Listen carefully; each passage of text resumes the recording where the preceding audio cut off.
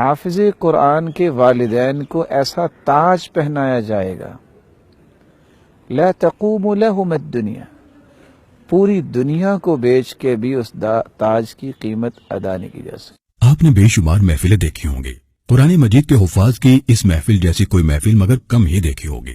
خوش آواز، خوش جمال، خوش خطاب اور خوش لباس قاری صہیب احمد میر محمدی حافظہ اللہ کے ادارے میں منعقدہ اس محفل کی خاص بات یہ تھی کہ یہاں سے 13 حفاظ کرام قرآن کریم مکمل کر کے فراغت حاصل کر رہے تھے۔ شہری کثافتوں سے دور دیہات کی خالص آب و ہوا میں قائم میر محمد میں واقع قرآن کالج میں اس حوالے سے بڑی مبارک گہما گہمی تھی۔ تقریب سے پہلے حفاظ کرام کی چہل پہل دیدنی تھی۔ دور دور سے طلبہ یہاں قرآن مجید کو زبانی یاد کرنے آئے تھے۔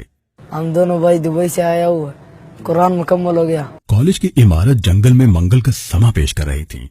خوبصورتی، پاکیزگی، نظم و ضبط اور سہولیات دیکھنے سے تعلق رکھتی تھی۔ سبزے اور سفیدی کی بہار تھی۔ تقریب کا آغاز تلاوت قرآن مجید سے ہوا۔ إنا عرضنا الأمانة على السماوات والأرض والجبال، طلباء نے حمد و نعت پیش کی۔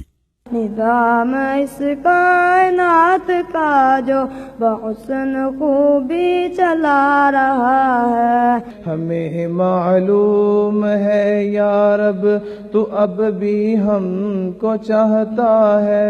عربی زبان میں مکالمہ پیش کیا گیا۔ 13 حفاظ کرام نے باری باری اپنا آخری سبق سنایا۔ قرآن پڑھا جا رہا تھا تو مسجد کے حال میں نور پھیلتا ہوا محسوس ہوا۔ سفید کپڑوں میں معصوم حفاظ فرشتے محسوس ہو رہے تھے۔ علاقے بھر سے آئے معزز مہمانوں میں مقامی اداروں کی سرکردہ شخصیات بھی خوشی سے شریک تھیں۔ آج میرے بڑے بیٹے عبداللہ بن مسعود نے اپنا حفظ قرآن مکمل کر لیا ہے، وللہ الحمد، اور اس موقع پر میں نے اسے تحفتاً CD 70 کی چابی پیش کی ہے۔ قرآن مجید کی عظمت کے موضوع پر قاری صہیب احمد میر محمدی صاحب حافظہ اللہ نے تفصیل خطاب فرمایا۔ تقریب کے بعد مہمانوں کی شاندار ضیافت کی گئی۔ ایک حافظ قرآن کا مقام و مرتبہ ہم کیسے سمجھ سکتے ہیں؟ اس سے بڑی عظمت اور کیا ہو سکتی ہے کہ دنیا میں بھی اللہ عز و جلال ان لوگوں کا چناؤ کرتے ہیں، اور اپنے پیغمبر کی زبان اطہر سے یہ بیان بھی کروا دیا کہ بہترین انسان وہ ہے جو قرآن سیکھتا اور سکھاتا۔ اور صحیح بخاری اور صحیح مسلم کی روایت نے تو حافظ قرآن کی عظمت کو 4 چاند لگا دی۔ الماہر بالقرآن مع السفرة الکرام البررہ، ماشاءاللہ۔ جو قرآن مجید میں مہارت حاصل کرتا ہے اس کو پڑھنے، اور دوسری روایت میں آتا ہے وَهُوَ حَافِظُ اللَّهِ، اس کو حفظ کرتا ہے، اس کے سمجھنے، اس پر عمل کرنے اور اس کے پیغام کو دنیا کے کونے کونے میں عام کرنے میں یہ مہارت اس قدر اللہ عز و جلال کے نزدیک پسندیدہ ہے کہ قیامت کے دن اللہ عز و جلال اس انسان کو خاکی صفوں سے نکال کے ان صفوں میں کھڑا کریں گے جن صفوں میں جبریل امین کھڑے۔ سبحان اللہ۔ اسی لیے رسول اللہ صلی اللہ علیہ وسلم نے فرمایا تھا اللہ کے ذکر کو اور قرآن مجید کی تلاوت کو لازم پکڑو، اس سے صرف دنیا میں ہی عزت نہیں، آسمانوں میں بھی شہرت ہوتی ہے۔ سبحان اللہ۔ اللہ عز و جلال اپنے فرشتوں کے ساتھ مخاطب ہو کر فرماتے ہیں یہ دیکھو میرا وہ بندہ جو میری کلام سے محبت کرتا ہے۔ یہی تو وہ حقیقت تھی جس وجہ سے اکرمہ قرآن کو پکڑتے اور اپنے چہرے پہ لگا کے رویا بھی کرتے، مسکرایا بھی کرتے۔ سبحان اللہ۔ پوچھنے والے نے پوچھا یہ کیا؟ کہا مسکراتا اس لیے ہوں کہ اس سے بڑھ کے خوش قسمتی کیا ہے کہ اللہ نے میری قسمت میں قرآن کر دیا، اور روتا اس لیے ہوں کہ اگر یہ میری قسمت میں نہ ہوتا تو مجھ سے بڑا بد نصیب کون تھا۔ ہمارے ہاں بڑا الٹ معاملہ ہے، جو دین کی طرف آ جائے، حفظ کی طرف آ جائے، قرآن کی یا حدیث کی خدمت کی طرف آ جائے، ڈرایا جاتا ہے کہ آپ کی معیشت کا کیا بنے گا، کیا کھاؤ گے، کیا پیو گے۔ تو یہ 13 حفاظ کرام جو آج فارغ ہوئے ہیں ماشاءاللہ قرآن مجید حفظ کر کے، ان کی معیشت آپ کیسی دیکھتے ہیں؟ شاید کہ ان جیسی معیشت ان کے خاندان میں کسی اور کی نہ ہو۔ عبداللہ ابن عباس رضی اللہ تعالیٰ عنہ کہا کرتے تھے اگر حاملین قرآن اس کا حق ادا کریں اور جو लायक है काम वो काम करें तो ये अल्लाह के महबूब बन जाए।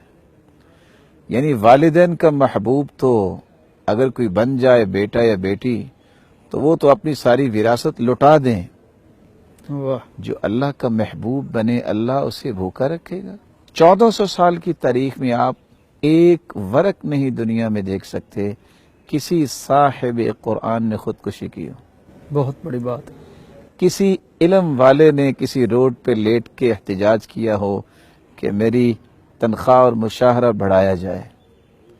अल्लाह ताला ने जो सुकून दिया है, अल्लाह ताला ने जो आज़मत दी है कुरान को, वो साहिब कुरान को भी दी।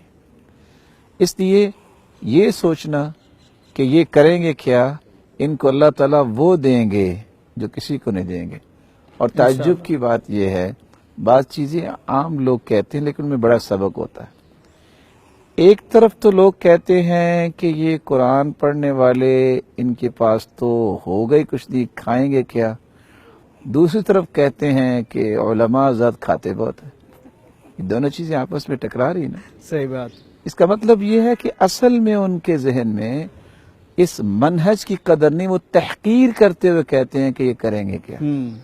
मुझे शेख इब्न बाज रहमतुल्लाह अलैह की बात याद आई। शेख इब्न बाज सऊदिया के बहुत बड़े मुफ्ती थे, बहुत साले और मुत्तकी इंसान थे। वो फरमाते हैं, जब मैं छोटा कुरान याद कर रहा था तो मैं एक दिन ईशा के बाद आके लेट गया। मेरी खाला मोहतरमा तशरीफ लाई और उन्होंने समझा कि मैं सो गया हूं। तो वो मेरी वालिदा गिरामी को कह रही थी, इस बच्चे का क्या बनेगा। सेम वही सवाल जो अभी आपने पूछा। तो मैं खैर सुनता रहा, क्या बनेगा। अब ये कुरान पढ़ रहा है और इसकी नजर भी कमजोर है। अल्लाह ने क्या बनाया, मुफ्ती आजम, मुफ्ती आजम बनाया। सऊदी अरब का। फिर क्या बनाया जो मैं किस्से की तरफ ले जाना चाहता हूँ। जब ताइफ में उनकी वफात हुई है तो वफात से कुछ दिन पहले एक शख्स को बुलाया और कहते हैं, मैंने तुझे 7 लाख रियाल कर्ज दिया था। अल्लाह, मुझे महसूस हो रहा है कि मैं अब अल्लाह के पास जाने वाला हूँ। मैंने तुम्हें बुलाया इसलिए है कि मैंने तुम्हें मुआफ कर दिया। क्या बात। मेरे बात को तुझसे मुतालबा न करे। आप 7 लाख को 43 के साथ मल्टीप्लाई करें, कितना बनेगा। ये जितने कारोबार करने वाले इंडस्ट्रियलिस्ट, क्या इतना कर्ज किसी को माफ कर सकते हैं? नहीं छोड़ते। आप 7 को 43 के साथ जरा मल्टीप्लाई करें, कितने करोड़ बनता है ये। एक शख्स के साथ ये मामला एक था। शख्स के साथ मामला। और यूं ये बाबरकत महफिल अपने इख्तिताम को पहुंची। दीन के नाम पर आम है झूठे किस्से और व्यूज की दुकानदारी। पैगाम टीवी देता है हालात हाजरा के मुतालिक दीन और दुनिया की मुकम्मल रहनुमाई नामवर स्कॉलर्स के साथ। तालीम और सवाब मुस्तनद और बर वक्त। सब्सक्राइब कीजिए पैगाम टीवी ऑफिशियल।